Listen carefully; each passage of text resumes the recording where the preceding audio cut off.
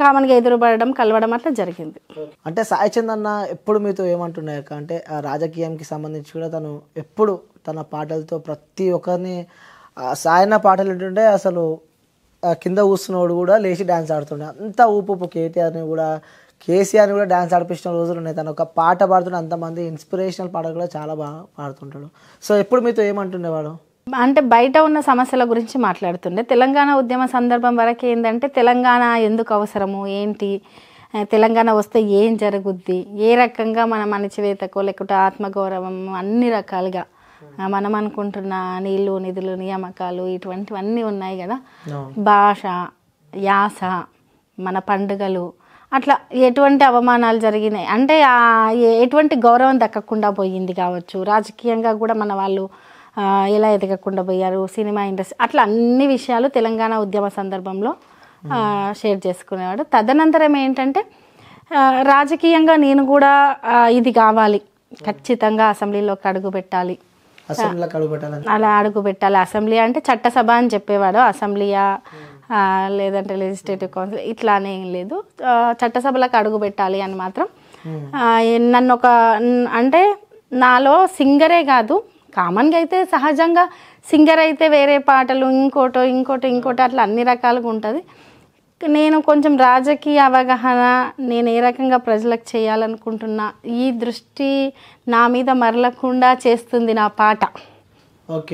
నాకున్న గొంతు నాలో ఉన్న ఒక నాయకుడిని అనే దాన్ని ఎక్కువ చూపించలేకపోతుంది, పాట రూపంలో ఎక్కువ అట్రాక్ట్ అవుతారు. నాలో ఉన్న నాయకుడిని గాయకుడిని మాత్రమే కాదు నాయకుడిని కూడా నేను చూపించాలి అంటుండే, అది ఎక్కువగా చెప్పేవాడు. సరే ఒక గాయకుడిగానే కదా నువ్వు అందరికీ తెలిసావు, సరే ప్రజా గాయకుడిగా తెలిసావు అంటే గాయకుడిగానే నేను ఇంత చేయగలిగినప్పుడు ఒక నాయకుడిగా నేను ఎంత చేయగలను, ఏ రకంగా చేయగలను, నా పని విధానం ఎట్లుంటుంది, ప్రజలతో నేను ఎట్లా మెలుగుతా, ఒక లీడర్ అంటే ఎట్లుంటాడో చూపించాలి, అలా మాట్లాడాడు. మస్తు కళలు ఉండేమో అన్నయ్య పక్క చట్టసభలకి వెళ్ళాలని చెప్పి చాలా ఆశపడ్డాడు. సో అసలు మీరు ఎక్స్పెక్ట్ చేశారక అంటే ఈ రాజకీయాల్లోకి వస్తా నెక్స్ట్ ఇలా చైర్మన్ అవుతా రాజకీయంలోకి మీరు ఇలా వస్తారని చెప్పి అసలు మీరు ఎక్స్పెక్ట్ చేశారా? అసలు బేసిక్గా నాకు ఎట్లా అంటే నాకు కొంచెము ఫ్యామిలీ లైఫ్ బాగా ఇష్టం, రాజకీయాల్లో అంటే నాకు సహజంగా సాయి ఫస్ట్ నుంచి ఏది ఉన్నా అంటే తెలంగాణ ఉద్యమ సందర్భం ఉన్నా లేకపోయినా ఆయన ఎంతసేపు స్టూడెంట్స్ పబ్లిక్ ఈ టైపు మాటలే ఉండేవి కాబట్టి ఈయన లైఫ్ జర్నీ మొత్తం ఇటే ఉంటుంది, అంటే రాజకీయ కోణంలోనే ఉంటుంది, పబ్లిక్ రిలేటెడ్ లైఫే ఉంటుంది అనేది ఒక ఐడియా ఉంది. కాబట్టి నేను ఏంటంటే కొంచెం కుటుంబ బాధ్యతలు సాయికి ఏదైతే ఇష్టం ఉందో ఆ టైప్గా ఎంకరేజ్ చేయడము అలా ఉండాలని మాత్రమే కోరుకున్నా, అట్లా ఉండడమే నాకు ఇష్టం. అవకాశం ఉంటే ఇప్పుడు కూడా సాయి ఉంటే అలాగే ఉండాలని ఉంది నాకు.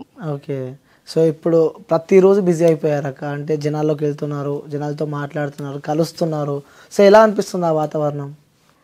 అసలు ఇంత కష్టపడి ఇంతమంది ప్రేమ అనుకోండి, అభిమానమే అనుకోండి, ఆప్యాయత అనుకోండి, అంత పొంది అసలు ఎక్కడికి వెళ్ళిపోయిండు అనిపిస్తుంది ఫస్ట్. రెండవది చాలా పెద్ద బాధ్యత పెట్టి వెళ్ళిండు నా మీద, ఖచ్చితంగా నేను ఆ బాధ్యత నెరవేర్చాలి అనిపిస్తుంది. చిన్న ఏజ్ పిల్లలు పాపం, ఆ ఏజ్లో నాన్నతో ఆడుకోవాల్సిన ఏజ్. ఇంకోటి అన్నకి పాప అంటే కూడా ఫుల్ ఇష్టం అన్నట్టు మాకు తెలుసు, పాపతో కూడా రీల్స్ అవి మేము చూస్తూ ఉంటాము. సో పాప కొంచెం చాలా టైం స్పెండ్ చేసేవారని చెప్పి కూడా మేము విన్నాం. అసలు నాకు తెలిసి ఒక ఫాదర్ ఇంత మంచిగా అంటే ఇంత బిజీగా ఉండి మళ్ళీ దొరికిన ఇంత తక్కువ టైం కూడా ఇంత మంచిగా స్పెండ్ చేస్తారా అనుకుంటారు చూసేవాళ్ళు, అది చూస్తేనే తెలుస్తుంది. చాలా మిస్ అవుతారు. రోజులు గడిచే కొద్దీ బాధ పెరుగుతుంది కానీ తగ్గదు. సో మీకు కూడా అంటే గతంలో నేను విన్నా నైట్ పడుకునేటప్పుడు కూడా ఎవరో వచ్చి డోర్లు సపోర్ట్ చేస్తారని, సో సాయన్న గొంతే మీకు వినిపిస్తుంది, మైండ్ మొత్తం ఆ వాయిసే వినిపిస్తుంది అని చెప్పి కూడా నేను విన్నా. ఇప్పుడు ఎట్లుందాక? నాకు ఈ రోజు వరకు కూడా మనిషి ఉన్నాడనే అనిపిస్తుంది. ఇప్పటికీ నాకు ఉన్నాడు, ఎక్కడో మీటింగ్ అవుతుంది, లేదు ఇంకేనో వెళ్ళిండు, లేదు ఒక స్టేజ్ మీద పాట పాడుతుండో అనిపిస్తుంది. కొన్నిసార్లు రాత్రిళ్ళు వస్తుండు, డోర్ కొట్టు పిలిచినట్టు అసలు మెంబర్ ఆఫ్ టైమ్స్, ఒక్కసారి కాదు చాలా సైడ్లు అనిపిస్తుంది. కొన్నిసార్లు నేను ఏదన్నా అల్లిసిపోయి పడుకుంటే ఎందుకు పడుకున్నావు చాలా పనులు ఉన్నాయి కదా లే అని లేపినట్టు అనిపిస్తుంది. ఇప్పటికీ ఇంకోటి అన్న చనిపోయిన తర్వాత కూడా బాబు అన్న షర్ట్ ఇట్లా పెట్టుకొని పైన పడుకోవడం మనం చూస్తున్నాము. ఇప్పటికీ కొన్నిసార్లు షర్టు పెట్టుకొని పడుకుంటాడు, కొన్నిసార్లు షర్టు వేసుకొని పడుకుంటాడు. ఇవి నాకు ఎప్పుడు సరిపోతాయి అన్నట్టు కూడా మాట్లాడుతుంటాడు బాబు.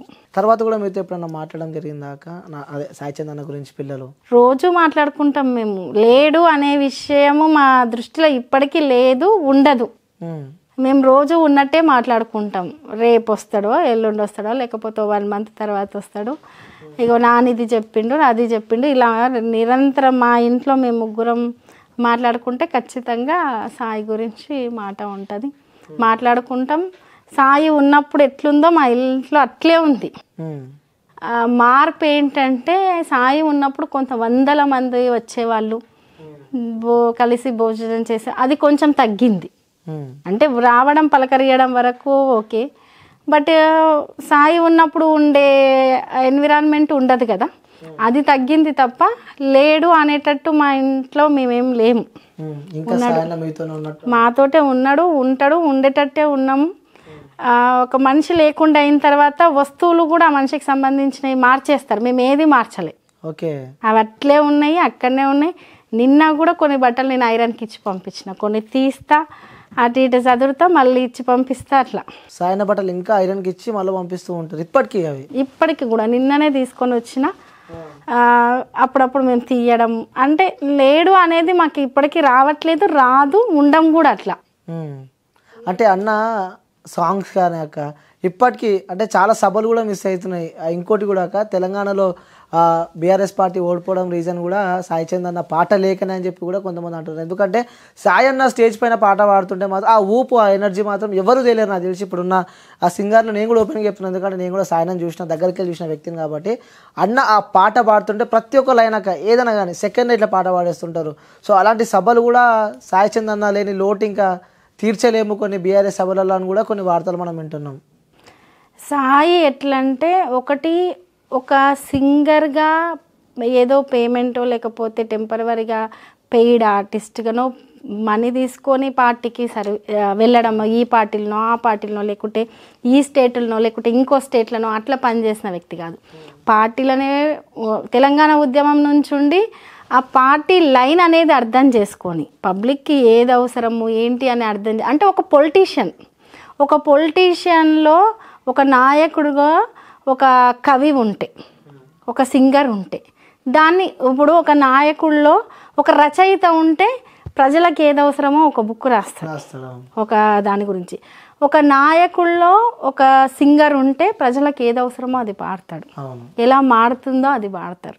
అట్లే ఒక నాయకుల్లో ఒక కవి ఉంటే ప్రజలు ఏది మారుతుందో, ఏది అవసరమో, ఏది భవిష్యత్తుకు కావాలనో అది రాసి పాడతారు. అది సాయి.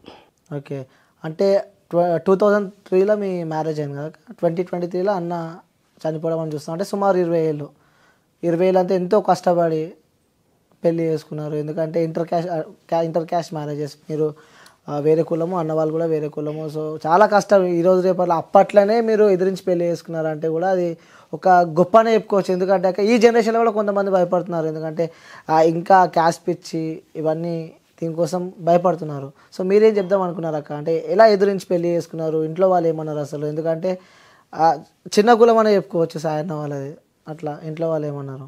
నా దృష్టిలో సరే ఇవన్నీ మనం క్రియేట్ చేసుకున్నది, ఇది చిన్నది ఇది పెద్దదని నేను చెప్పను. అసలు అది చిన్నది పెద్దది అనేది లేదు. ఒకటి. రెండవది, ఇప్పుడు ఆపరేషన్ లేకుండానే మోకాళ్లకు ప్లాస్మా ట్రీట్మెంట్, మీ ఆర్థోపెటిక్ సమస్యలన్నిటికీ రోబోటిక్ టెక్నాలజీ ద్వారా తక్కువ ఖర్చుతో శాశ్వత పరిష్కారం, ఫ్రీ కన్సల్టేషన్, ప్రతి ట్రీట్మెంట్ పై 20% డిస్కౌంట్. ఈ ఆఫర్ కొద్ది రోజులు మాత్రమే, త్వరపడండి. V9 hospitals 9281465842.